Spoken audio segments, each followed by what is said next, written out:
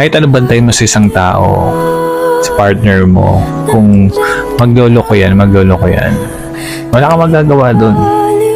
Kahit anong control mo or i-remind sa kanya na huwag siyang magloloko. Kapag gusto ng tao na magloko at pinili niya magloko, magloloko yan. Diba nga, cheating is a choice. Hindi mo makokontrol yun. Kahit magkikpit ka pa or magmakaawa ka sa kanya. Pag lolokohin ka ng isang tao, lolokohin ka. At gagawa ng paraan yan para lang magawa niya or gawin na lokohin ka.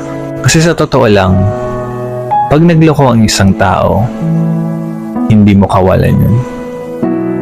Mas kawalan ng tao na nagloko kasi sinayang niya yung taong totoo, magmahal at hindi kayang lokohin yung partner niya.